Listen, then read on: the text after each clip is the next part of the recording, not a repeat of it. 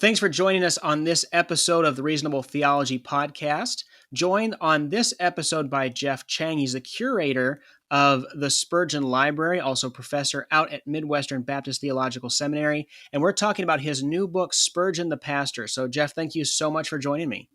Clay, it's good to be with you.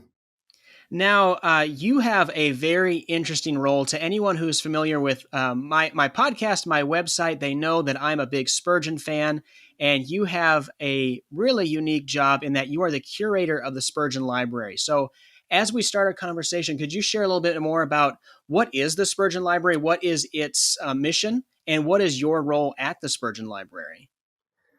Yeah, when I was offered the job of being the curator of the Spurgeon Library, I had to look up what the word curator meant. The Spurgeon Library, so it's a lot of people get it confused. They sometimes think that it's a collection of all of Spurgeon's writings and books and publications, but in fact, that's not what it is. It's actually his pastoral library. So 6,000 volumes that he owned, books of theology, Bible commentaries, church history, books on preaching, books on hymnody, and books of general interest. These are all books that Spurgeon used. You know, if you think about a pastor, the role that his books play, these were the tools of his ministry. These were sort of what equipped him to preach, to pastor his people. And all those books, strangely, are residing in Kansas City, Missouri. In 1906, or after he died, his family put the books up for sale, and nobody in the UK wanted them. And it was the Missouri Baptists who bought them in 1906. They bought them at something like 50 cents a volume. It's just an incredible price. And they came over and they resided at William Jewell College for about a century.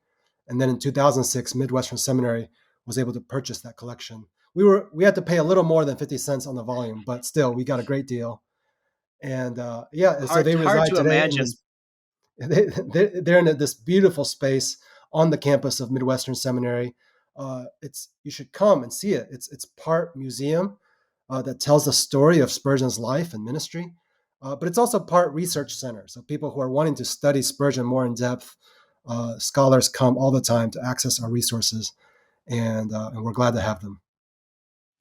Yeah, that's excellent. And as you and I were talking before, definitely intend to get down there. It's been on my list for a while to do that, and hopefully get to peek at some of Spurgeon's things. It's really difficult to imagine that, as popular as he continues to be, that at the time, the best buyer they could find was shipping those books to the Midwest of the United States and residing in a college there. I'm so glad that you guys were able to make that purchase and make those things available. And you guys have some, I don't know if artifacts is the right word, but you've got other things in addition to books hanging out at the Spurgeon Library too, don't you? Yeah, that's right. I mean, artifacts is a good Protestant word. Some others might say relics, but we'll stick with artifacts. Hopefully not. We always want to watch that fine line before we get into That's exactly hagiography right. and things. We have some wonderful pieces. We have his original writing desk. We have pews from the chapel where he was converted, the Artillery Street Wow. Chapel there in Colchester. And perhaps our most famous piece is supposedly a cigar that was found in his pocket after he died, and you can tell it's slightly used. Anyways, yeah. So that's just a little foretaste, but yes, there's lots of interesting artifacts that each of them tell a story about his life. Wow. So hypothetically, some scientists could do like a Jurassic Park scenario. Oh boy, that would be scary. That would be scary. We'll avoid that as best we can. So how did you get into Spurgeon anyways, especially from an academic standpoint? Many people share an affinity for Spurgeon. They like to read his books. They're quoting him on Twitter and Instagram, but you've really gone much deeper than that, to where your academic career is so much focused on Charles Spurgeon. How did that Right. come to be? Yeah, it's a strange story. I mean, my parents are from Taiwan. I don't have any connections to London. Um, but my parents immigrated from Taiwan, in the early '80s. So I grew up in Texas. So it's strange that this Texas Taiwanese kid would be watching over Spurgeon's books. I was a pastor uh, in Portland, Oregon, when I began to work on my doctoral studies at Midwestern Seminary. And I reached out to a pastoral mentor, asked him, hey, what should I be working on for my dissertation? Mm. And he responded right away, hey, you should look at Spurgeon's ecclesiology. He himself was a Spurgeon fan, and he knew that this was sort of an under-researched area. And as I looked at it, he was exactly right. This was an area of his life that was so central to who he was, the local church, pastoral ministry, and yet kind of easily overlooked, as people went on to talk about his preaching or his, philanthropic ministries, the pastor's college, all kinds of other things. So yeah, as I began to dig into it, it was just fascinating to see this 19th century London pastor pastoring kind of the first, I think, megachurch in history, Mm. and yet seeking to apply kind of faithful, kind of Baptist ecclesiology to his local church. So I began those studies in 2016. I graduated from Midwestern in 2020. I finished my dissertation then, and it's at that point that the school approached me about serving in this capacity. And as my wife and I prayed about it, we saw the Lord's hand in it. What a unique opportunity this was. And so I've been on the faculty at Midwestern since 2020. So, my expertise doesn't run from, my childhood or anything like that. Yeah. But one of the fun things about Spurgeon scholarship is that there's a lot of good guys out there, a lot of guys who are more experienced, who have been doing writing on Spurgeon for many years now, and a lot of young guys who are up and coming. And it's been so much fun to do the scholarship in sort of a collegial environment where we've been able to collaborate and kind of share notes and that sort of thing. Yeah, that is great. I've had the opportunity to speak with Ray Rhodes a couple of times, Yeah, and exactly. I'm sure you guys have connected several times as he's doing his work, and he's off to England right now, I think, or soon will be Yeah, for soon will be. another biography on Spurgeon. So looking That's forward to right. that. Yeah.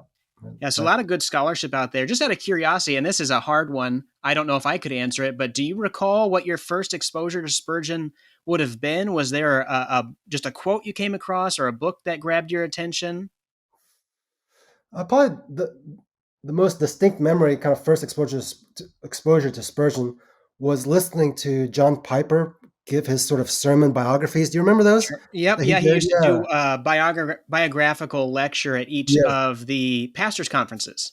yeah, exactly. Yeah, and so he did one on Spurgeon. That was probably my one of my first introductions to him. Oh, great. Yeah, absolutely. So you have your own contribution to the study of Spurgeon. As you said, it's focused on his ecclesiology, which is just really his theological view of the church, and it is called Spurgeon the Pastor.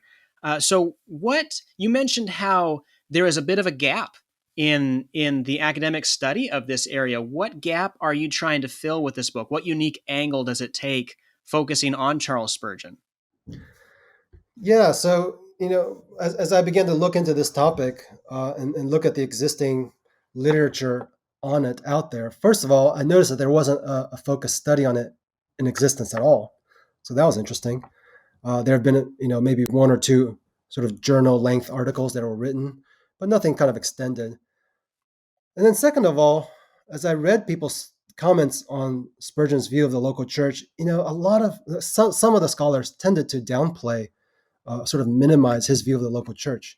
Mm. They tended to put the emphasis more on his view of kind of the universal church, kind of denominationalism or associating with other evangelical churches. But they really didn't bring out kind of his distinctly Baptist ecclesiological convictions.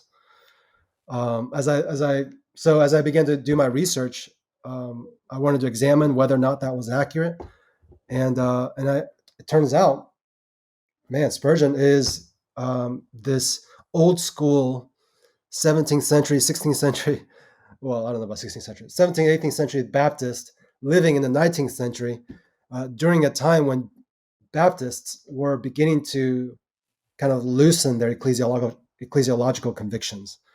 Um, so Spurgeon was just super clear on the importance of church membership, regenerate church membership. He kept up church discipline at the Metropolitan Tabernacle. He implemented elders, even when Baptists had moved away from a plurality of elders. So I mean, he was just thinking very carefully about kind of pastoral ecclesiology, and so it was fun to bring all that out. Yeah, so you mentioned he's got kind of this 17th, 18th century theological mindset. He's pastoring in the 19th, and really pastoring a church, like you said, is really a megachurch, which kind of fits in our mind a 20th century church model. He'd have Yeah. thousands of people come and hear him. And I think whenever we see or hear churches like that, we, I think, rightly have some pause and a little bit of apprehension.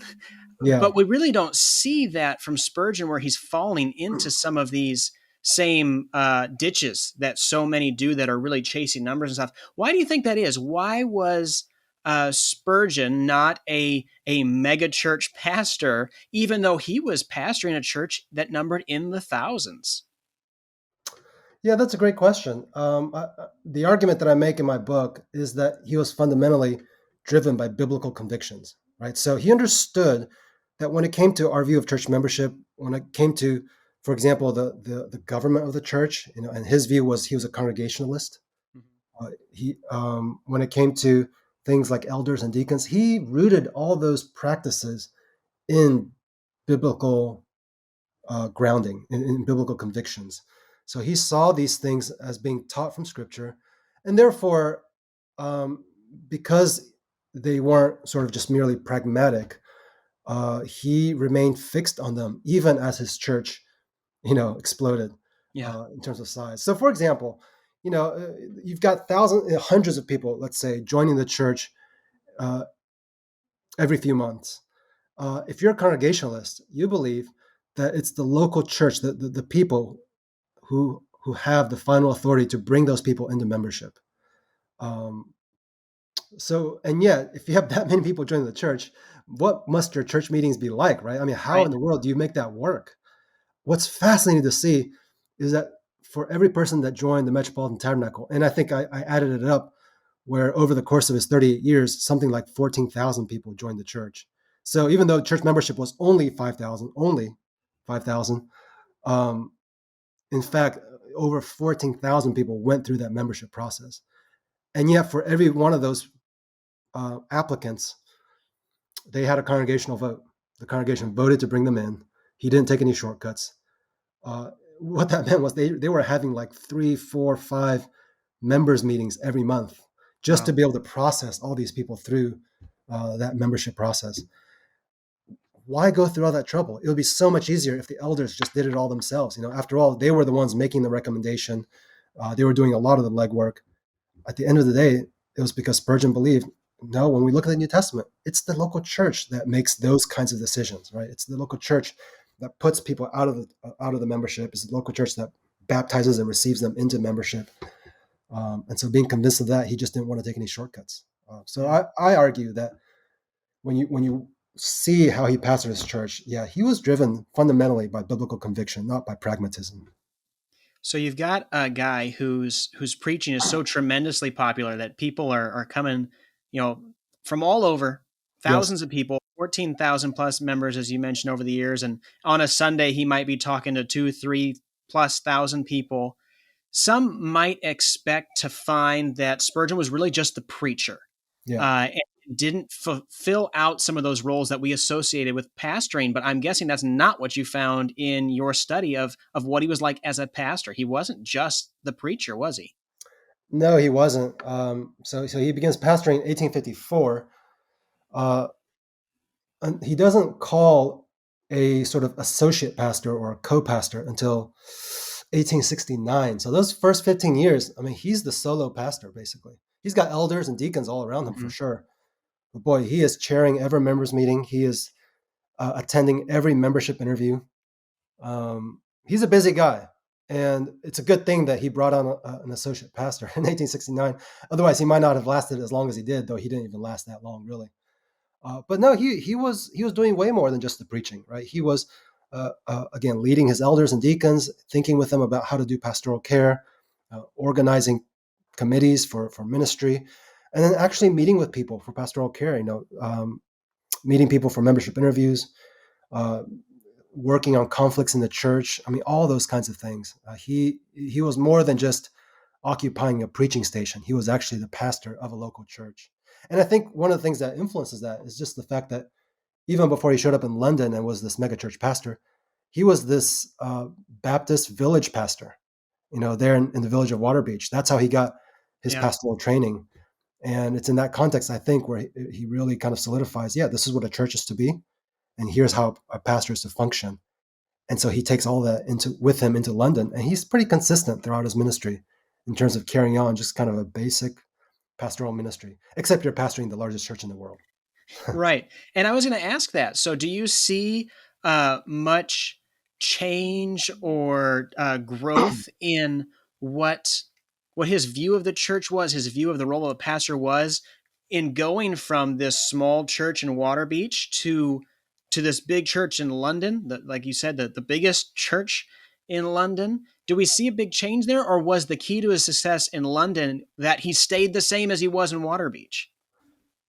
I think we do see some changes. I mean, I think the sort of principal components are all the same.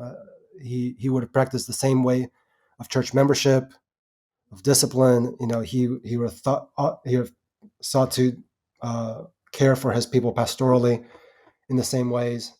One of the big changes, though, I think that we see happening in London is that Spurgeon begins to trust his fellow leaders more. So for example, um, for the first 7 years of his ministry, he basically chairs all the members' meetings of the church, and if he's sick and unable to do that, they just don't have members' meetings that month, Mm. or whatever. But as he goes along, he realizes, man, I can't do this all myself. So he allows some of his more senior deacons to also chair those meetings, or elders. He begins to allow his associate pastors to do it. So I think he's learning to pull together a team around him and rely on them more and more as he goes along. But I think he always also realized the unique role that he played as the lead pastor. So he could never fully just sort of relinquish his responsibilities. I think he carried a lot of that burden kind of throughout his ministries. But no, I think there's a remarkable consistency that I think would exist between Water Beach and London. It's hard to say. Water Beach was only 2 years, so it's a short pastorate. But Right. as far as I can tell, there's definitely a line of continuity. Yeah. Now, one of the interesting things about Spurgeon, I think, is that he is at once both encouraging and at the same time very discouraging. In that you see the output that this man is doing in the Yeah, the hundreds of letters that he is writing during the week and responding with all this correspondence, and he's doing all these meetings. And unlike some other figures in church history, he's not neglecting his spouse and his children and sacrificing them on the altar of ministry. And he's got the orphanage and he's got the pastor's college and he's preaching to thousands. And um, it can be overwhelming to someone who's looking to Spurgeon as this example. And yes, then it's exhausting to read about him, to go, man, that can never be me. So I guess my question is, what can the pastor of 50 people learn and take away from this pastor of 5,000 people on a Sunday? yeah. Well, I appreciate that word of caution. I mean, you're exactly right that if anybody tries to copy Spurgeon, they'll probably end up killing themselves. Yeah. I think Spurgeon basically killed himself Yep. with the overwork that he put on himself. I Yep. mean, his if we talk about blind spots, I mean, one blind spot I would say would be that general pattern of overwork to the point of illness, and then being forced to sort of retreat in order to Right. recover his health. I mean, that was the general pattern of his entire life. He would basically overwork himself and therefore need to take time off. Yeah, so don't do that. Don't copy that pattern. For the pastor with a church of 50, here's where Spurgeon I think could be encouraging. Number one, don't underestimate what God can do. Because when Spurgeon shows up in London, his church is about 50, and he is a country boy, 19-year-old. He's not the sort of college educated, trained, intellectual kind of elite preacher, that Londoners were used to hearing. And yet the Lord takes this teenager and does something remarkable, right? I mean, I think it's a period in church history that we like to call a revival. That the Lord uses this unlikely instrument to bring about this remarkable ministry. So take courage from that. I mean, the Lord can do surprising, unexpected things, and we should, though we never, sort of think that we can fabricate that. Um, and yet, when we read a story like Spurgeon, that should cause us to pray, like, "Oh God, you know, let me see something of your power at work here in this little church, right? Yeah. Let's see sinners convicted of their sins. Let's see families built up in the gospel. We should pray, and we should take heart from Spurgeon's story. The second thing then that I would highlight, and I really try to bring this out in my book, is in Spurgeon holding to biblical convictions, what should draw our attention are not um, most the results that happen in his ministry, but his sort of dogged faithfulness. Even as the church was becoming larger and larger and the work was becoming more and more difficult, he held fast. He didn't give way to pragmatism. He held fast to biblical convictions, and and he continued to pastor and order the church as a pastor should do. Yeah. And so you, with your 50, man, you hold fast to what the Bible says, what the Bible teaches about what the church is to be, what the church is to be about, and you keep being faithful in that and leave the results to God. Yeah. Um, Yeah, I think it's easy for people to see the great success that he had in his ministry and you think, well, of course, he was Charles Spurgeon. yeah, Forgetting and maybe not even being aware that he shows up into London, a young man, untrained, really unpolished, and a bit of a hayseed, and he was mocked pretty relentlessly as being not up not up to the challenge, and certainly not up to the standards that people had in that day, especially in that city. And yet God used him in yes, great ways. So he really was, in many ways, fairly ordinary that was enabled by God to do extraordinary work for the yeah, ministry. And I think it's easy to just see kind of this larger than life figure without realizing he was just a man, and he probably many times felt inadequate, particularly in those early oh, years yes. along the way. So, And particularly as he encountered illness and depression and all kinds of challenges in his home and his church. Yeah, yeah. absolutely. Was there anything that surprised you as you were trying to get to know Spurgeon as a pastor, more than just as a preacher or a commentator or even a theologian? Surprised me. Let's see. Well, one of the fun things about doing historical research is um, you're constantly being surprised. You're trying to go there with an open mind and trying to discover things that haven't been seen before. And yeah, going into the folks at the Metropolitan Tabernacle were so kind. They let me spend time in their archives and look at those old minute books from church meetings or elders meetings or deacons meetings. And the most surprising thing is, hey, I'm a pastor too. I know what it's like to deal with the challenges of pastoring a local church, and it's just fun to see Spurgeon dealing with the same things, right? Yeah, They're sitting around elders meetings, and the vast majority of it, they're just talking about how to care for Joe and how to care for Susie. And has anybody heard from Ellen recently? Oh, that elder forgot to follow up with her. Okay, let's table that for next week. I mean, yeah, they're just like this is the kind of things that me and my elders would talk about all the time, yeah. right? Nothing new under the sun is Nothing new really under the sun. And there's it's Charles it's Spurgeon hard sitting work, there and you're in dealing that with group. people.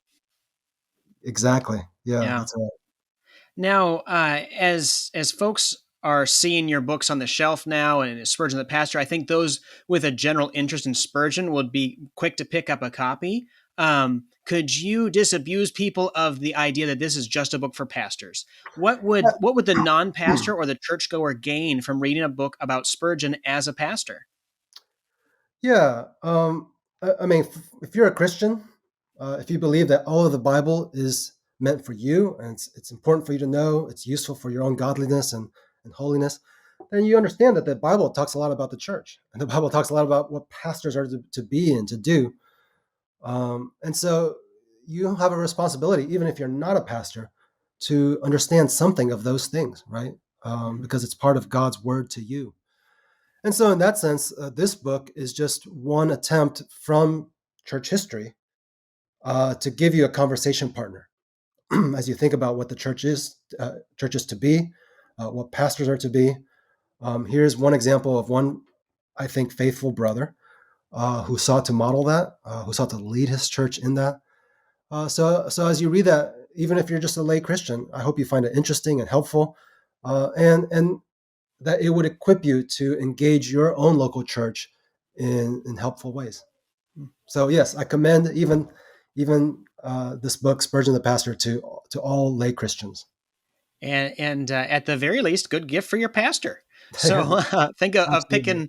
picking him up a copy as well. So if you picture your reader having gone through the book, obviously they're going to come away with a bit of a greater appreciation and understanding of who Spurgeon was beyond maybe what they're familiar with reading already. What other kind of key takeaways do you hope the reader is going to get from this book on Spurgeon as a pastor? Well, Spurgeon stands in the stream of Baptists, right? Who have been around since the English Reformation, and the Baptists are connected all the way through the Reform stream, all the way through down to Geneva to Calvin, and obviously Calvin there in the Reformation is connected to kind of the church history before him. Um, so much of what you're going to see in this book is simply just how Christians have thought about the church for many, many years. Certainly among those Christians, particularly Baptists, they have a few distinct convictions about the church. That's going to be reflected in the book. But most of all, when we talk about these labels, I mean, I think what Baptists would argue is that, hey, we're not trying to argue for like the Baptist way, but we're trying to argue for what we see in the scriptures. This is what we are convinced is taught in the New Testament about the church, and here's how we want to implement that. So Spurgeon just gives you kind of one way at getting at this sort of historic stream of thinking about the church and the pastorate. And so I hope for our readers that as they're encouraged by Spurgeon, they're also encouraged to know that, yeah, this is a Christian trying to live faithfully what we see in the New Testament. Yeah. So at the end of the day, it is a book about Christ's church That's right. through the lens of how Spurgeon led in by many metrics a very successful pastoral ministry. That's right. That's right. And I hope as you read that man, that this would not cause you to like go back to your pastor and be angry about something like, hey, why aren't we doing it like this or whatever. No, but most of all, it would cause you to love the church more, and then from there, be thankful to God for the gift of the local church, and then from there, pray about ways in which you might be able to contribute towards the health and the faithfulness of your own local church. Yeah, because certainly Spurgeon would be the first to just really commend those who came alongside and labored alongside him. We mentioned those deacons, those elders, many others. And we can't all be a Spurgeon, but maybe you can be a help to your local pastor, and this book can help you do that well. So where can folks go, one, to learn more about you and your ministry at the Spurgeon Library, but also to pick up a copy of Spurgeon the Pastor? Yeah, so our Spurgeon Library website, spurgeon.org. Feel free to check that out. We've got all kinds of digital resources. There's a whole digital library of Spurgeon's works on there. We have a blog. Also, check us out on social media. All those links should be on the website. I'm also on Twitter. You can follow me there if you'd like. If you want to purchase my new book, it's being published by B&H Publishing. So if you Google for that, that'll come up. You can buy it on Amazon or lifeway.com. I think it's currently sold out on Amazon, which is good news, but kind of awkward too. Yeah. But I think it's still in stock on Lifeway. So if anybody wants to pick it up, they can do it there. Very good. And we'll be sure to link to all those things, the Spurgeon Library, where to pick up a copy of the book, maybe a couple backup links to pick up a That's copy of right. the book. I'm sure that's an exciting problem to have That's right. as an author, but also maybe a bit of a frustrating one too when people aren't able to pick up a copy of the book. So maybe that's how Spurgeon felt when, they always ran out of room when people were trying to listen to him. There weren't enough seats in the building. that's right. Very encouraging. But at the end of the day, there's people outside that I That's would right. very much like to hear this. That's right. That's right. Yeah, well, you can check those things out at the show notes at reasonabletheology.org. Our guest on this episode has been Geoff Chang. He is the curator of the Spurgeon Library out there at the Midwestern Baptist Theological Seminary, also the author of the new book, Spurgeon the Pastor. So I encourage you to check that out. And thank you so much for joining me and having this conversation about the Prince of Preachers. So good to be with you. Thank you, Clay.